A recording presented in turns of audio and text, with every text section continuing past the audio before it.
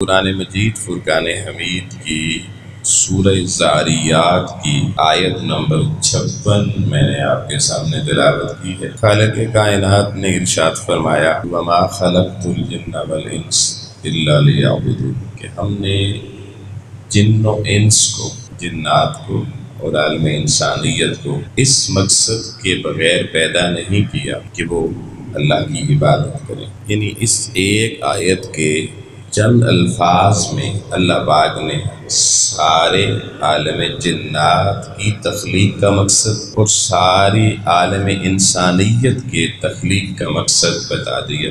اور وہ کیا ہے؟ اللہ کہتا ہے ما خلقت الجن والانس، میں نے تو پیدا ہی نہیں کرنا تھا بھئی جنوں انسانوں کو، پھر کیوں پیدا کیا؟ الا لیعبدون، صرف اس لیے کہ وہ میری عبادت کرے۔ اب کوئی اگر آپ سے یہ سوال کرے کہ بھئی ہمیں پیدا کیے جانے کا مقصد کیا ہے، تو آپ اسٹریٹ فارورڈ جواب دیں اللہ کی عبادت، اللہ کی بندگی، اللہ کا بندہ بننا، یہ مقصد زندگی ہے۔ لیکن یہاں جیسے ہی ہم اس مقصد زندگی کو سامنے لاتے ہیں تو ذہنوں میں ایک سوال پیدا ہو جاتا ہے۔ وہ سوال یہ ہے کہ جب اللہ تعالیٰ کی ذات انسان کو بنانے لگی تھی اور انسان کے بنانے کی پلاننگ اور اس کی فیزیبلٹی اور اس کا پروگرام جب اللہ نے ملائکہ کے سامنے رکھا تھا تو وہ بول اٹھے تھے، سورہ بقرہ میں ہے کہ وَنَحْنُ نُسَبِّحُ بِحَمْدِكَ وَنُقَدِّسُ لَكَ، انہوں نے انسان کی تخلیق پہ جو اجتماعی اعتراض کیا تھا وہ تو یہی تھا کہ مولا اس کو کیوں بنا رہا ہے؟ نحنو، ہم ہیں نا، نقدس لک، تیری تقدیس کے گن گانے والے، ونسبح، تیری تسبیح پڑھنے والے، بحمدک، تیری حمد کرنے والے، نقدس، حمد یعنی تقدیس کا، حمد کا اور اللہ کی عبادت کا۔ انہوں نے تین چیزوں کا ذکر کیا تھا۔ اب اللہ کی تقدیس، اللہ کی ثنا، اللہ کی حمد، اللہ کی تعریف، یہی اس کی عبادت ہے۔ تو فرشتوں نے جو اپنا عمل اللہ کی بارگاہ میں اپنے پیدا ہونے کا مقصد بیان کیا تھا وہ کیا تھا کہ مولا تیری عبادت کے لیے ہم کافی نہیں، اور فرشتوں کی عبادت ہر ریا سے پاک، اس میں کوئی ریاکاری نہیں، اور فرشتوں کی عبادت کی کنٹینیوٹی میں کہیں ڈسٹورشن نہیں آتا، کوئی ڈسٹربنس نہیں آتی، کوئی ہرڈل نہیں آتی، کنٹینیوسلی عبادت کر رہے ہیں۔ تو اگر انسان کی زندگی کا مقصد بھی عبادت تھا تو انہوں نے کہا مولا یہ مقصد تو پورا کرنے والی مخلوق موجود ہے، پھر اس کو بنانے کی ضرورت کیا ہے؟ تو اللہ تعالیٰ نے انہیں بڑا مختصر سا جواب دیا تھا تمام ملائکہ کو۔ قرآن مجید نے وہ جواب بھی نقل کیا، قال، اللہ نے فرمایا انی اعلم، میں جانتا ہوں، ما لا تعلمون، جو تم نہیں جانتے۔ اب یہاں پر اللہ نے اس کی وضاحت نہیں فرمائی کہ وہ کیا چیز ہے جو اللہ کے نالج میں تو ہے اور فرشتوں کے نالج میں نہیں ہے۔ بظاہر تخلیق کا مقصد ایک ہی سامنے آ گیا، فرشتے بھی عبادت کے لیے، بندے بھی عبادت کے لیے، عالم جنات بھی عبادت کے لیے، لیکن اللہ پاک کہہ رہا ہے فرشتوں کوئی عبادت میں فرق ضرور ہے، کوئی معاملہ تمہارے اور انسان کے درمیان الگ ضرور ہے، لیکن ابھی میں نے تمہیں اس معاملے کی خبر اور پتہ نہیں بتایا، بٹ آئی ناؤ، اللہ کہتا ہے مجھے پتہ ہے، انی عالم ما لا تعلم۔ اب دوستان محترم، یہ بڑی لائق توجہ اور قابل غور بات ہے، اور ہر انسان کو اس کا نالج ہونا ضروری ہے، اور یہی وہ چیز ہے جس کا علم نہ ہونے کی وجہ سے بندے بد راہوں پہ، گمراہوں پہ جا رہے ہیں۔ تو فرشتوں کی تخلیق کا مقصود بھی عبادت، اور ہماری انسانوں کی تخلیق کا مقصد بھی عبادت، بلکہ سارے جہان کی تخلیق کا مقصد عبادت ہے۔ فرق کیا ہے؟ اللہ نے فرشتوں کو عبادت کی توفیق دی، عبادت کے لیے پیدا کیا، فرشتے اللہ کی عبادت ہمہ وقت کر رہے ہیں، لیکن فرشتوں کی عبادت اور بندوں کی عبادت میں فرق یہ ہے کہ فرشتے اپنی مرضی سے عبادت نہیں کر رہے، اور فرشتے اپنی مرضی سے عبادت چھوڑ بھی نہیں سکتے۔ کوئی فرشتہ کہے نا میں نہیں کرتا، میں آج بہت تھک گیا ہوں، اتنے عرصے سے اللہ میں رکوع میں ہوں، ذرا کمر سیدھی کرنے کا دل کر رہا ہے، تھوڑا لیٹنے کا دل کر رہا ہے، نہیں۔ تو فرشتوں کی مقصد تخلیق عبادت میں اللہ نے یہ عنصر نہیں رکھا کہ وہ اپنی مرضی کر سکے، بس جس کام کے لیے بنایا اس پہ لگے ہوئے ہیں، اور ان کے اندر اللہ پاک نے وہ مادہ ہی نہیں رکھا کہ وہ اپنے اس مقصود کے خلاف جا سکے۔ اب فرشتوں کو نہ بھوک لگتی ہے، نہ پیاس لگتی ہے، نہ فرشتوں میں شہوت ہے، نہ فرشتوں میں یہ عقل ہے، عقل عیار ہے، 100 روح بدل لیتی ہے، یہ بھی نہیں ہے، نہ یہ دل جو ایموشنز کی آماجگاہ ہے، جذبات جہاں سے نکلتے ہیں، اچھے بھی برے بھی، خالص بھی ناخالص بھی، خوشگوار بھی۔ فرشتوں میں وہ دل نہیں ہے، اور فرشتوں کے پاس وہ نفس بھی نہیں ہے جو لَأَمَّارَةٌ بِالسُّوءِ، جو برائیوں کو اندر ہر وقت ان کی خواہشات کو پیدا کرتا رہتا ہے اور بدی کی طرف مائل کرتا رہتا ہے۔ اور فرشتوں تک اللہ نے شیطان کو بھی ایکسیس نہیں دی کہ وہ کسی فرشتے کو ہٹا دے، بھئی جبریل نے وہی نہیں لے گیا، یعنی رستے میں شیطان کھڑا ہو جائے، اسرائیل آپ کے گھر آ رہا ہو اور آگے جناب شیطان کھڑا ہو جائے، نہیں جانے دوں گا، یہاں تو میرے اپنے سنگی رہتے ہیں۔ فَإِذَا جَاءَ أَجَلُهُمْ لَا يَسْتَأْخِرُونَ سَاعَةً وَلَا يَسْتَقْدِمُونَ، ایک لمحہ اسرائیل آگے پیچھے نہیں ہوتا، شیطان نہیں روک سکتا۔ تو فرشتوں کی جو نیچر ہے، بیسیکلی جو فطرت ہے ان کی پیدائش کی، وہ اس کے خلاف مزاج رکھتے ہی نہیں ہیں اور کچھ کر سکتے ہی نہیں ہیں، اس لیے فرشتے فطرتاً معصوم کہلاتے ہیں۔ اب جب اپنی مرضی سے کچھ کر ہی نہیں سکتا، اپنی نیچر کے خلاف جا ہی نہیں سکتا، تو پھر نہ حساب کتاب کا تصور، نہ سزا اور جزا کا تصور، اور نہ انعام کا تصور کہ میں جنت دوں گا، یہ درجے دوں گا۔ اللہ نے ہمیں جیسے پڑھ کی قرآن کی آیتیں ہمیں بتائی جاتی ہے، بھئی یہ کرو گے تو جنت میں یہ درجہ دوں گا، یہ دوں گا، یہ اجر دوں گا، اتنا دوں گا۔ فرشتوں کے لیے کہیں پورا قرآن پڑھ لیں، ایسی بات نہیں ملے گی۔ بھئی اجر تو تب ملتا، انعام تو تب ملتا جب طبیعت کے اندر یار کی مرضی کے خلاف کرنے کی طاقت موجود ہوتی، اور پھر وہ طاقت استعمال نہ ہوتی تو پھر انعام ملتا۔ آپ کا بچہ اسکول جاتا ہے، دونوں آپشن ہوتی ہیں، پاس ہونے کی بھی، فیل ہونے کی بھی۔ مرضی یا پیپر میں کچھ لکھے، مرضی یا نہیں لکھے، لکھے گا، تیاری کرے گا تو پاس ہو جائے گا، نہیں کرے گا تو فیل ہو جائے گا۔ اب کیونکہ دونوں آپشن تھیں، اب اگر بچے نے محنت کی، پیپر اچھے دیے، رزلٹ اچھا آیا، تو پھر اس کو فرسٹ سیکنڈ تھرڈ پوزیشن بھی ملتی ہے، انعام بھی ملتے ہیں۔ تو فرشتے اپنی نیچر میں عابد ہیں، لیکن وہ اپنی نیچر کے خلاف کرنے کی طاقت، استطاعت نہیں رکھتے۔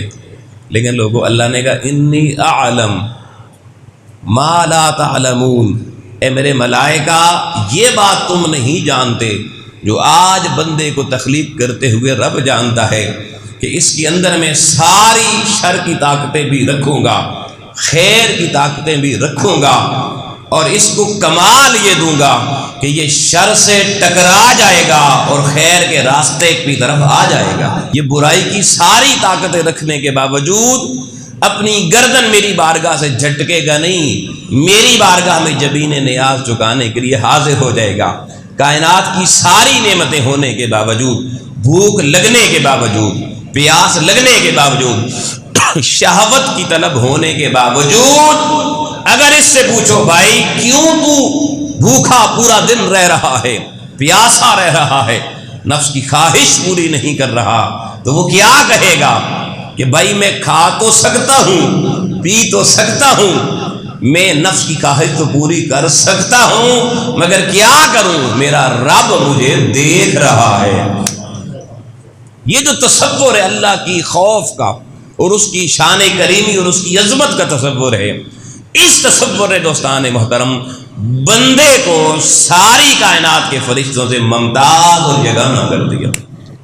اس لیے بندے کی عبادت اور فرشتے کی عبادت میں بہت بڑا فرق، زمین و آسمان جتنا فرق آ گیا کہ فرشتہ تو تب اہم ہوتا اور عبادت کے اس مقصود کو حاصل کرتا کہ اگر اس کے اندر اللہ خلاف عادت کرنے کا جذبہ رکھتا، طاقت رکھتا، جب وہ طاقت ہی نہیں ہے تو پھر کوئی کمال بھی، تو فرشتوں کا عبادت کرتے رہنا اس میں کوئی کمال نہیں ہے، اور کسی بندے کا لوگو عابد بن کے عبادت کرنا یہ اس لیے با کمال ہونا ہے کہ یہ چاہتا تو نفس اس کو ورگلانے والا تھا، شیطان اس کی طبیعت کو رب سے بہکا کے اپنی طرف لے جانے کے لیے تھا، دنیا کی بڑی بڑی حسینائیں اس کو دعوت گناہ دے رہی تھیں، مگر ان ساری چیزوں کو ریجیکٹ کر کے اب جب اس نے مولا کی حضوری میں گردن جھکائی، اس نے کہا فرشتوں یہ دیکھو انی اعلم ما لا تعلمون، تمہاری تخلیق سے انسان کی تخلیق کا مقصد بہتر ہو گیا ہے۔ یہ انسان کو اللہ پاک نے خاصیت عطا فرمائی۔ آپ ایک مثال سے اس بات کو سمجھیں۔ اب دیکھیں دو بندے ہیں، نوجوان ہیں، ایک نابینا ہے دیکھ نہیں سکتا، ایک بینا ہے سب کچھ دیکھ سکتا ہے۔ آپ دونوں کو کہیں کہ بھائی 20 سال تک آپ نے 30 سال تک آپ نے روزانہ بازار جانا ہے، روزانہ جہاں خواتین زیادہ ہوں، ینگسٹرز لڑکیاں آتی ہوں، وہاں پہ کالج سکول کے لڑکیوں کے دروازوں پہ کھڑے ہونا ہے۔ آپ نے روزانہ ٹیلی ویژن پہ فلم ایکس والا چینل لگا کے جہاں پہ فلمیں چلتی ہیں، ڈرامے چلتے ہیں، ARY ڈرامہ، جیو ڈرامہ اور خدا جانے کیا گیا، روزانہ یہ چینل لگا کے 5-6 گھنٹے 10 گھنٹے دیکھنا ہے، بس دیکھنا ہے، آواز بے شک بند رکھیں۔ 20 سال کے بعد آپ دونوں نوجوانوں کو بلائیں، اب وہ نوجوان نہیں ہوں گے، ذرا بڑے ہو چکے ہوں گے، انہیں کہیں ہاں جی بتائے آپ میں سے کون ہے جس نے فلم نہیں دیکھی، ڈرامہ نہیں دیکھا، جس نے کسی غیر محرم دوشیزہ کو نہیں دیکھا؟ تو وہ جو نابینا تھا وہ اگر فوراً ہاتھ کھڑا کر کے دل پہ ہاتھ رکھ کے کہے بھائی لے آؤ قرآن میرے سر پہ رکھو، ہم نے تو 20 سال اس معاشرے میں گزار دیے ہیں، نہ فلم دیکھی، نہ ڈرامہ دیکھا، نہ کوئی غیر محرم کا چہرہ دیکھا، کیا خیال ہے آپ اسے انعام دیں گے؟ آپ کہیں گے اس نے بڑا کمال کیا ہے؟ آپ کہیں گے بھائی تیرا کمال کیا ہے؟ تو دیکھ سکتا پھر نہ دیکھتا، کمال پھر ہوتا۔ تو نہ ڈرامہ دیکھ سکتا تھا، نہ تو فلم دیکھ سکتا تھا، نہ تو کسی نہ محرم کو دیکھ سکتا تھا، اللہ نے تجھے تکنے کی طاقت ہی نہیں دی، تو تیرا یہ دعویٰ کہ میں نے کمال کر لیا یہ عبث ہے، یہ فضول ہے۔ آپ دوسرے سے پوچھیں گے بتا جس کی 6x6 تھی، جسے سب رنگ نظر آتے تھے، سب حسن کے جلوے تکنے کی آب و تاب جس کی آنکھوں میں موجود تھی، ارے ہر فلم کا سین اور ہر ڈرامے کا سین جس کی آنکھیں اپنے من میں اتارنے کا فن جانتی تھیں، بتا جوان تو نے 20 سال کیسے گزارے؟ ہاں لوگوں اگر وہ جوان کہہ دے اللہ کی عزت کی قسم لوگوں میرے سر پہ بھی قرآن رکھو، 20 سال میں نے بھی انہی بازاروں میں گزارے ہیں، اسی ٹیلی ویژن کی اسکرین کے سامنے گزارے ہیں، مگر اللہ کی عزت کی قسم میری آنکھ نہ کبھی کسی غیر محرم کی طرف اٹھی ہے، نہ کسی فلم ڈرامے کی سین کی طرف اٹھی ہے۔ آپ کا دل لوگوں شاد باد ہو جائے گا، آپ صدقے واری جائیں گے، اور اس جوان پہ آپ رشک کریں گے، آپ کا دل چاہے گا میرے پاس کچھ ہو اس کی حیا پر لوٹا دوں، کہ اللہ نے اس کو سب کچھ کرنے کی طاقت دی ہے، مگر اس نے اللہ کی خوف اور اس کی عظمت کی وجہ سے اپنے آپ کو بچا کر یہ رشک ملائک بن گیا ہے۔ وہ ایک لطیفے کی بات ہے، کہتے ایک بابا جی تھے نا، وہ 70 سال کے ہو گئے، بادشاہ سلامت نے اپنی ریاست میں اعلان کیا کہ بھائی ریاست ساری کی ساری یہ پہاڑ ہے، اس کے دامن میں نیچے لوگ سارے جمع ہو جائیں۔ سارے لوگ جمع ہو گئے، بادشاہ سلامت نے اعلان کیا کہ آپ میں سے کوئی ایسا بندہ ہو جس نے زندگی کے 50 60 70 سال گزارے ہوں، جس کی عمر ابو 40 50 ہو، اور اس نے زندگی میں کبھی کوئی جنسی گناہ اور جرم نہ کیا، نہ کسی اور کے ساتھ نہ اپنے ساتھ، نہ ہم جنس پرستی، نہ زنا اور نہ کوئی بد نگاہی، اگر کوئی ایسا بندہ ہے تو اس پہاڑ کی ذرا چوٹی پر آ جائے، میں اس کو کوئی انعام دینا چاہتا ہوں۔ تو کہتے ہیں کہ ایک بابا جی 70 سال جن کی عمر تھی، وہ ایک سٹک ہاتھ میں لی، کہنے کہ بیٹا ذرا میرا ہاتھ پکڑو مجھے اوپر چڑھاؤ۔ کسی نے ہاتھ پکڑا اور وہ لے گیا بابا جی کو اس پہاڑ کی چوٹی کے اوپر۔ جب چوٹی پہ پہنچا تو بابا جی نے ہاتھ یوں لہرا کے اس نے کہا بھائی لوگوں، اس وقت روئے زمین پر ہماری سلطنت میں اگر کسی نے 70 سال گزارے ہیں اور ایک بار بھی نہ بد نگاہی کی، نہ کوئی جنسی اور جرم اس سے سرزد ہوا، تو اللہ کا شکر ہے وہ میں ہوں۔ اس نیچے مجمع میں ایک بڑے پرانے حکیم سعید جیسے قابل حکیم بیٹھے ہوئے تھے۔ انہوں نے کہا یار بڑی عجیب سی بات ہے، 70 سال بندہ ہمارے ساتھ رہا، وہ دعویٰ کر رہا ہے اتنے اوتھینٹک طریقے سے، اور نبوت کے 1400-1500 سال بعد کا زمانہ بھی ہے۔ انہوں نے کہا بادشاہ سلامت 1 منٹ مجھے اوپر آنے کی اجازت ہے، میں یہ دعویٰ نہیں کرتا مگر میں کسی اور مقصد کے لیے آنا چاہتا ہوں۔ انہوں نے کہا آپ آ جائیں۔ حکیم صاحب اوپر چڑھے، انہوں نے کہا بابا جی ذرا نبض دکھائیں۔ تو حکیم قابل تھا، نبض شناس تھا، اس نے نبض پہ ہاتھ رکھا۔ اس نے کہا بادشاہ سلامت اجازت ہو تو میں لوگوں سے مخاطب ہوں۔ اس نے کہا جی ہوں۔ اس نے کہا لوگوں تم بڑے حیران ہو رہے ہو کہ بابا معاشرے کا بڑا قابل ہے، 70 سال میں ایسا کوئی جرم نہیں کیا، اندھا تو یہ ہے ہی، تم نے دیکھ لیا کہ خود پہاڑ پہ نہیں چڑھ سکا، کسی نے چڑھایا، بد نگاہی تو یہ کہاں سے کرتا۔ میں نے اس کی نبض دیکھ کے بھی دیکھا ہے، اس کے اندر اللہ نے جنسی جرم کرنے والا اسلحہ رکھا ہی نہیں ہے۔ جنسی جرائم جن اعضاء سے ہوتے ہیں وہ سلسلہ ہی، وہ طاقت ہی اس کے اندر نہیں ہے۔ لوگوں نے کہا 70 سال کے باوے کچھ حیا کر، جب تیرے اندر ایسا کرنے کا جذبہ ہی نہیں موجود، طاقت ہی نہیں موجود، تو کس بات پہ دعویٰ کر رہا ہے کہ میں نے ایسا جرم نہیں کیا۔ ہاں کوئی اس مجمع میں سے ایسا ہے تو اوپر آئے جس نے 70 سال اس کے اندر شہوت کی ساری طاقتیں پورے جوبن پر ہوں، اور پھر وہ دعویٰ کرے ہاں میں نے نہ بد نگاہی کی نہ کوئی جنسی جرم کیا، پھر وہ قابل انعام ہے۔ آؤ دوستان محترم، اصل فرق یہ ہمیں سمجھ میں آیا، وما خلقت الجن والانس الا لیعبدون، کہ بندے کی عبادت اور فرشتے کی عبادت میں فرق یہ ہے کہ بندہ ساری شر کی طاقتیں رکھنے کے باوجود پھر بھی اگر مولا کی حضور جبین نیاز جھکائے، پھر بھی رمضان کا مہینہ آئے، 30 دن بھوک پیاس اور نفس کی ہر خواہش کے سامنے سیسا پلائی ہوئی دیوار بن جائے، اور مقصد کیا ہے کہ اللہ راضی ہو جائے، اللہ مجھے دیکھ رہا ہے، میں اللہ کے فرمان کے خلاف نہیں جا سکتا۔ اب اللہ کے فرمان کے خلاف جانے کی ساری طاقت ہونے کے باوجود اللہ کے فرمان کے آگے سر خم کر دینا، یہ ایک کمال انسانیت ہے۔ بولیے جی یہ کیا ہے؟ کمال انسانیت۔ اور پھر دیکھیں اس مقصد کی مزید وضاحت اللہ پاک نے قرآن مجید کی سورہ توبہ کی آیت نمبر 111 میں کی۔ فرمایا ان اللہ اشتری من المؤمنین انفسهم واموالهم بان لهم الجنہ، بے شک اللہ پاک نے خرید لیے ہیں مومنوں سے ان کی جان بھی، ان کا سارا مال بھی، بان لهم الجنہ، اپنی جنت کے بدلے۔ یعنی اللہ نے مومنوں سے ایک سوداگری کر لی ہے، تجارت کر لی ہے۔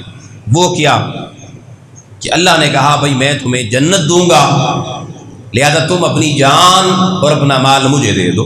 تو قرآن کہتا ہے مومنوں نے اللہ سے یہ سودا کر لیا، اپنی جان بھی مولا کو بیچ دی۔ اشترا عربی زبان میں بیچنے کو کہتے ہیں، خریدنے کو کہتے ہیں۔ اللہ نے خرید لیا ہے، اللہ خریدار بن گیا ہے۔ تو ہمارے پاس دو ہی چیزیں ہیں نا جی، یا جان ہے یا مال ہے، اور قرآن میں اللہ کہہ رہا ہے کہ مومن سے میں نے دونوں چیزیں خرید لی۔ اب اگر دیکھیں آپ بازار میں جائیں کوئی چیز پیسے دے کے خرید لیں، تو خریدنے کے بعد اس پہ مرضی کس کی چلے گی؟ آپ کی چلے گی۔ کوئی آپ کو روک نہیں سکتا بھائی آپ اس چیز کو، اس مشین کو ایسے کیوں استعمال کر رہے ہیں، اس کو کھول کیوں رکھا ہے۔ آپ کہیں گے بھائی میں نے خریدا، میری مرضی ہے، کھولوں جوڑوں توڑوں پھینکوں جو مرضی کروں۔ اب اللہ پاک کہتا ہے وما خلقت الجن والانس الا لیعبدون، پیدا کیا عبادت کے لیے، اور ادھر کہہ رہا ہے پیدا بھی اس مقصد کے لیے کیا، اور پھر پیدا کر کے جب بندہ بڑا ہو گیا نا، مومن عاقل بالغ ہو گیا، تو میں نے اس سے پھر خریداری کی ہے جی، میں نے معاوضہ دے دیا ہے اپنی جنت کی صورت میں۔ جنت اللہ کے قرب کا نام ہے، اور اس بندہ مومن سے اس کی جان بھی خرید لی ہے، اس کا مال بھی خرید لیا ہے۔ بتائیے جی اب جب ہم نے اپنی جان بھی مولا کو بیچ دی، اپنا مال بھی مولا کو بیچ دیا، تو پھر کیا خیال ہے ہماری مرضی رہنی چاہیے؟ پھر ہماری مرضی سے نظام چلنا چاہیے ہمارے وجود کا؟ پھر کان ہماری مرضی سے سنیں، آنکھ ہماری مرضی سے دیکھ سکتی ہے، پھر زبان ہماری مرضی سے چلنی چاہیے، پھر پاؤں ہاتھ، پھر دماغ کا سوچنا، پھر دل کے جذبات، ان میں ہماری مرضی کا عنصر شامل ہونا چاہیے۔ اگر تو آپ کہیں نہیں تو پھر مبارک ہو، آپ صاحب ایمان ہیں، اللہ سے آپ کا سودا پکا ہے۔ اور اس سودے کی اب عملی ضمانت یہ ہے کہ پھر ہمیں ہر وقت عبادت کرنی چاہیے، کیونکہ سارا کچھ بیچ دیا ہے، اپنا تو رہا کچھ نہیں۔ اور اس نے کہا میں نے تو تمہیں پیدا ہی اپنی عبادت کے لیے کیا ہے، تمہیں تو 24 گھنٹے عبادت میں رہنا چاہیے۔ اور اگر ہم 24 گھنٹے عبادت میں رہیں یہ اس کا حق ہے، لیکن آؤ لوگوں، آپ کہیں گے پھر ہمارا نظام کیسے چلے گا؟ کھائیں گے کہاں سے، پئیں گے کہاں سے، پہنیں گے کہاں سے، بچے کیسے پالیں گے؟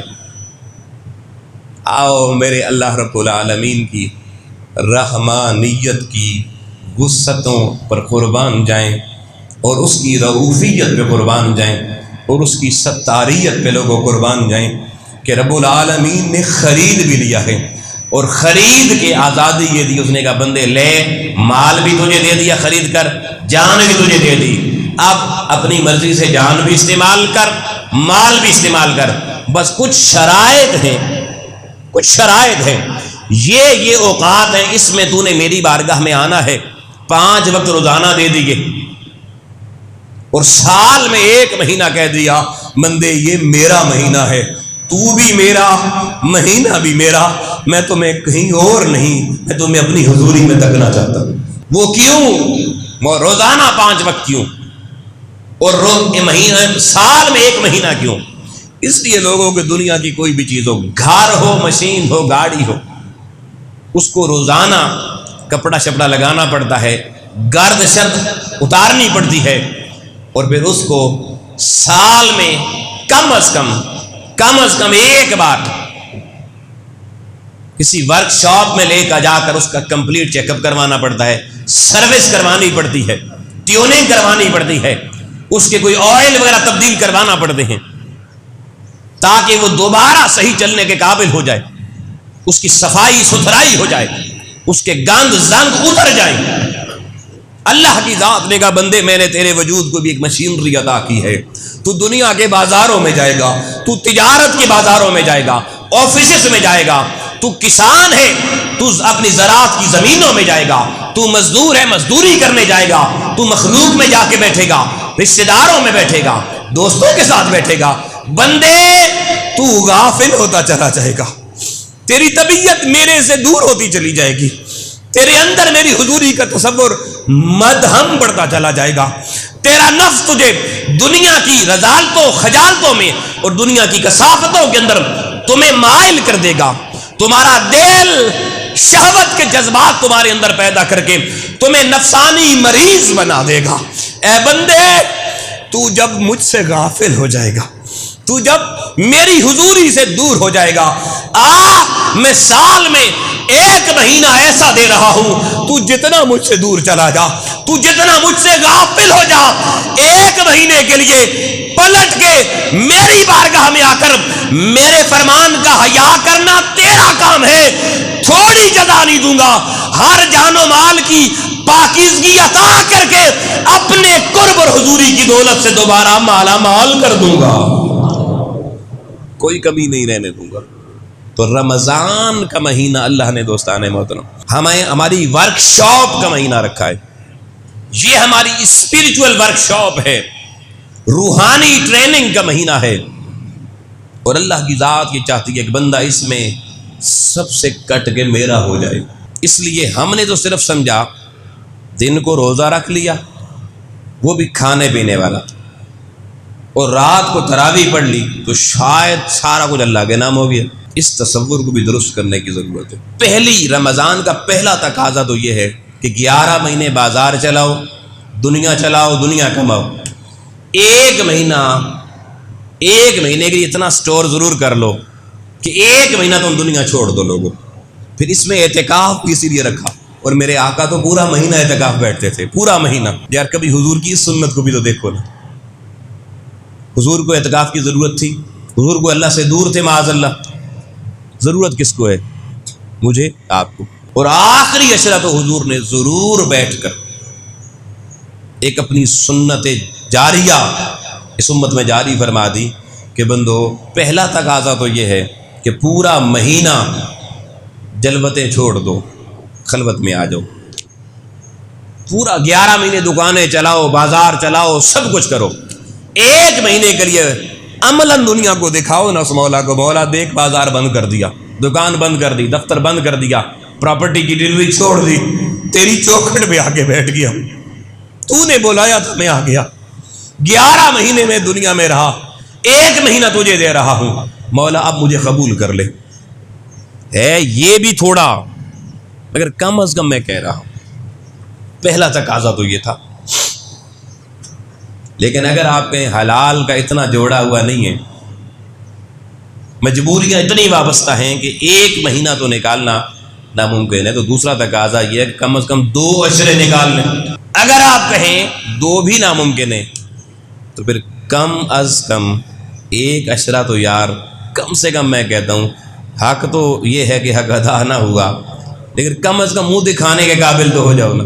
لوگوں، میں بڑے دکھ کے ساتھ یہ بات کہنا چاہتا ہوں، میں جب ان بازاروں سے گزرتا ہوں، ان کی رونقیں رمضان میں پورا 11 مہینوں سے زیادہ بڑھ جاتی ہیں، اور جو وہ آخری راتیں جن میں لیلۃ القدر کے لمحات ہوتے ہیں، جس میں اللہ اپنی قربت دینے کے لیے مچل رہی اس کی رحمت ہوتی ہے، اس وقت ان بازاروں کی رونقیں پورے عروج پر، پورے سال کاروبار اتنے جو بن کے نہیں۔ یہ بھی اللہ کا امتحان ہے۔ بنی اسرائیل کو اس نے کہا تھا ہفتے والے دن شکار نہ کرنا مچھلی کا، اور جب قوم نے دیکھا کہ سب سے زیادہ شکار آتا ہی ہفتے والے دن ہے، وہ مچھلی جو 6 دن سمندر کی تہوں میں ہوتی ہے، 7ویں دن جس دن چھٹی کرنی ہوتی ہے شکار کی، اس دن مچھلیاں بھی اوپر آ کے سر نکال کے دکھاتی ہم ہیں۔ للچا گئے۔ پھر کیا ہوا؟ قرآن سورہ بقرہ پڑھی آیت نمبر 65، اللہ نے فرمایا وَلَقَدْ عَلِمْتُمُ الَّذِينَ اعْتَدَوْا مِنْكُمْ فِي السَّبْتِ فَقُلْنَا لَهُمْ كُونُوا قِرَدَةً خَاسِئِينَ۔ انہوں نے ہفتے والی ہماری پابندی چھوڑی، ہم نے کہا پھر جاؤ ہم تمہیں بندوں کی صف سے نکال کر بندر بنا دیتے ہیں۔ یہ بندر کہاں سے بنے؟ حیوانیت طبیعت میں کہاں سے آتی ہے؟ جب مولا کہے میری حضوری میں بیٹھ جا، اور بندہ کہ نہیں بیٹھتا۔ اے امت مصطفیٰ، اللہ نے 11 مہینے آزادی دی ہے، 5 وقت صرف 5-10 منٹ کے لیے اس نے اپنی بارگاہ میں بلایا ہے، باقی چھٹی۔ لیکن یہ 1 مہینہ وہ بار بار کہتا ہے وَالصِّيَامُ لِي، نماز کے لیے نہیں کہا، حالانکہ نماز بھی اسی کی، زکوٰۃ بھی اسی کی، حج بھی اسی کا، تسبیح تحلیل بھی اسی کی، مگر وہ صرف ایک عبادت پر اپنی مہر لگاتا ہے، وَالصِّيَامُ لِي، روزہ میرے لیے، یار بھائی میرے لیے، وہ میرے لیے ہے بھائی، وَأَنَا أَجْزِي بِهِ، اور اس کی جزا تو نے دنیا کے بازار سے نہیں لینی۔ کہتے ہیں جی کاروبار دی تھی 80 رمضان ہے چاہیے۔ لوگوں میں پوچھتا ہوں مقصد عبادت کے قریب یہ بدلے جا رہے ہیں یا مقصد عبادت سے دور جا رہے ہیں؟ اپنے مقصد تخلیق کے بندے قریب جا رہے ہیں یا مقصد تخلیق کو اپنے ہاتھوں دفن کر رہے ہیں؟ وہ دھوکہ، وہ فراڈ، وہ ملاوٹ کے بازار جو پورا سال اتنے گرم نہیں ہوتے، وہ رمضان میں اپنی پورے جوبن پہ چلے جاتے ہیں۔ اللہ جنت بانٹ رہا ہے رمضان میں، اپنی قربت کی معراج بندوں کو دینا چاہتا ہے، ہم دنیا کے بازاروں کی معراج کے لیے تڑپ رہے ہیں۔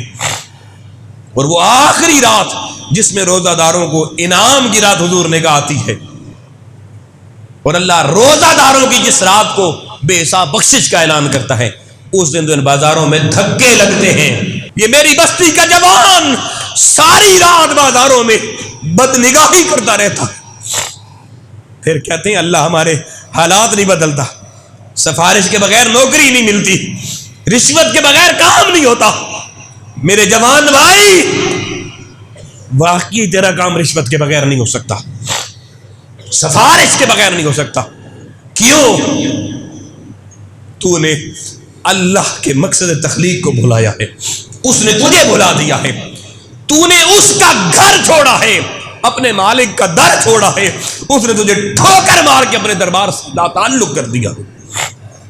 سوچو تمہارے چہروں پہ شاپنگ بازاروں میں کرتے ہوئے جو رونق اور مسکراہٹ ہوتی ہے، اس پہ رونے کا مقام ہے، ہنسنے کا نہیں ہے، کہ اللہ نے تمہیں لا تعلق کر دیا ہے۔ تمہیں مولا کے بازار کی فکر نہیں ہے، اور سچ یہ ہے کہ تم نے اللہ سے اپنی جان اور مال کا سودا نہیں کیا۔ لوگوں کب بکے ہو کہ ہمارا حال لوگوں بکے ہوئے لوگوں کا حال ہوتا ہے، بکا ہوا تو غلام بن جاتا ہے، اور غلام اپنی مرضی سے قدم اپنے آقا کی دہلیز سے باہر رکھ ہی نہیں سکتا۔ میں آج کے جمعۃ المبارک کا پیغام دینا چاہتا ہوں، میرے دوستو یہ گھر میں جا کے سوچئے گا یار، تنہائی کے چند لمحے لے کر کہیں الگ بیٹھ کے سوچئے گا، کیا میں خود سوچوں اپنے متعلق، آپ اپنے متعلق، ہم نے اپنی جان اور مال اللہ کو بیچی ہے؟ کیا ہم اس کی جنت کے خریدار بنے ہیں؟ وہ کہتا ہے ان اللہ اشتری من المؤمنین، مومن وہ ہوتا ہے جس سے اللہ خرید لیتا ہے، اور ہماری جان اس کی نہیں ہوئی۔ تراویح پڑھتے ہوئے ہمیں ابھی بھی بوجھ ہے۔ جوانوں، میں آج دعوت دے رہا ہوں، آج کی تراویح کی نماز میں مدنی مسجد میں آ کے جوان گننا کتنے کھڑے ہیں۔ یہ قیام دنیا کے کسی بادشاہ کے دربار کا نہیں ہے۔ دنیا کا بادشاہ بولا ہے ساری رات جلسے میں جوان ناچ رہے ہوتے ہیں، اللہ کی حضوری میں گھنٹہ ڈیڑھ کھڑا ہونا طبیعت گوارا نہیں کرتی۔ کیوں؟ اپنے آپ کو بیچا نہیں ہے، اس نے خریدا نہیں ہے، ہم نے کیا بیچنا ہے؟ اس نے خریدا نہیں ہے تو لوگوں جسے رب نہ خریدے یا اس کے لیے رونے کا مقام ہے یا نہیں؟ اس کے لیے تڑپنے پھڑکنے کا مقام ہے یا نہیں؟ آؤ رمضان کے دن باقی، راتیں باقی، اللہ سے سودا کر لو یار، اپنی جان کا سودا کر لو، اپنے مال کا سودا کر لو۔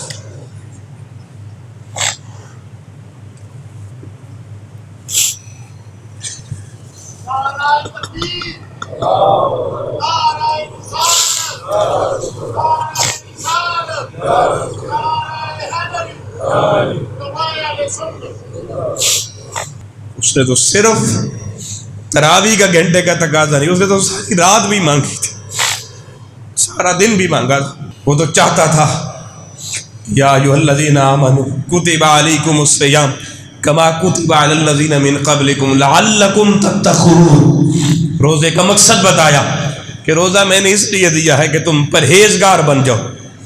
میں نے جس بازار میں جانے سے روکا ہے، کان کو جو سننے سے روکا ہے، رمضان پورا یوں گزارو کہ کان وہ نہ سنے۔ آنکھ کو جو دیکھنے سے روکا ہے، پورا رمضان ایسا گزارو کہ یہ دعویٰ کر سکو کہ ہم نے کوئی ایسی چیز پورے رمضان میں نہیں دیکھی جس سے مالک نے روکا ہے۔